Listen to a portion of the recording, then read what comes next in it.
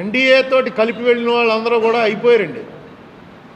NDA తోటి వెళ్ళిన వాళ్ళు పంజాబ్లో అకాలీ వెళ్ళారు, అక్కడ పంజాబ్ అయిపోయింది, అక్కడ కాంగ్రెస్ గెలిచింది. ఇక్కడ ఈయన చంద్రబాబు నాయుడు వెళ్ళాడు, జగన్ కలిసాళ్ళ అవుట్ సైడ్ సపోర్ట్ చేశాడు. ఇప్పుడు 184 పెట్టాడని చెప్పి ఇందాక స్క్రోలింగ్ వచ్చింది. 184 మనం ఇక్కడ అడిగాం, 184 పెట్టండి అని. జగన్ పార్టీ 184 పెట్టారు, నోటీస్ ఇచ్చారు లోక్సభ స్పీకర్కి అని చెప్పి టీవీలో స్క్రోలింగ్ వస్తుందని ఇప్పుడు ఎవరో చెప్పారు. 184 పెట్టడం అంటే ఎదురు తిరగటం కిందే లెక్క. 184 అంటే పెట్టు ఓటింగ్ జరుపుతాం, ఓటింగ్లో ఎవడేటి ఓటేస్తాడు, పెట్టినవాడు ఖచ్చితంగా గవర్నమెంట్కి వ్యతిరేకంగా వేస్తాడు. సో ఇంత విపులంగా వాళ్ళు చెప్పకపోయినా నాకు అర్థమైంది ఏంటంటే 184 కింద నోటీస్ ఇవ్వటమే నీకు నేను వ్యతిరేకంగా ఓటేయడం కోసం ఓటింగ్ పెట్టమంటున్నాను అని. టీడీపీ 193 కింద పెట్టారన్నారు. అంటే ఇంకా వీళ్ళు సోమవీర్రాజు ఇలా అన్నా సరే వీళ్ళు మాత్రం ఇంకా డోలాయమానంలోనే ఉన్నారు.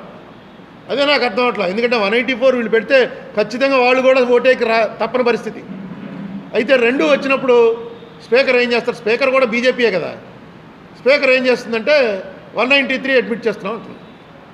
అన్నప్పుడు వీళ్ళు వైఎస్ఆర్సీపీ వాళ్ళు 193 పెట్టాలా 184 పెట్టాలన్న దాని మీద ఓటింగ్ పెట్టమని అడగాలి. మరి అంత ధైర్యం చేస్తారో లేదో చూద్దాం. ఎందుకంటే ఇది పెట్టమని నేను 3 ఏళ్ల నుంచి చెప్తున్నాను. ఇంకా ఆఖరి సంవత్సరం కాబట్టి ధైర్యం చేశారు.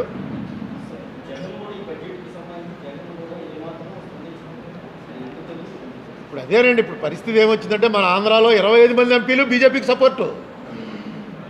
ఈ విచిత్రమైన పరిస్థితి, 175 మంది ఎమ్మెల్యేలు బీజేపీయే, 25 మంది ఎంపీలు బీజేపీయే సపోర్టు.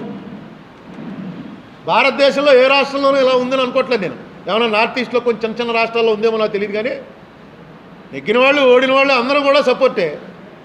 ఇప్పుడు కొంచెం గుడ్డిలో మెల్ల ఏంటంటే 184 పెట్టాడు వైసీపీ అంటున్నారు. ఆ 184 వైసీపీ అంటే ఇప్పుడైనా తిరగబడ్డానికి సిద్ధపడుతున్నారు అన్నమాట వాళ్ళు.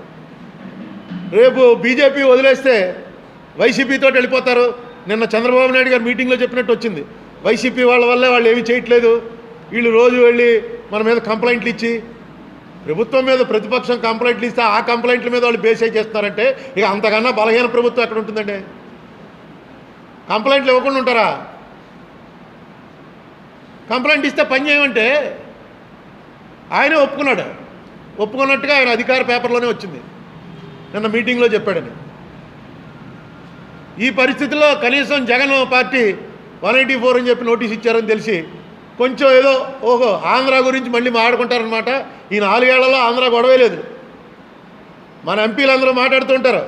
అప్పుడు ఎవడో ఉన్నాడండి హౌస్లో, స్పీకర్ సీట్లో ఎవడోని దారిపోయేవాడిని కూర్చోబెట్టి ఇక్కడ వీళ్ళు చదువుతుంటారు, కెమెరా మన మీద పడుతుంటుంది కాబట్టి మనం చదివినట్టు ఆంధ్ర ఎత్తినట్టును. దానికి సమాధానం ఉండదు, మినిస్టర్ సమాధానం చెప్పక్కర్లేదు, ఏమి చెప్పక్కర్లే.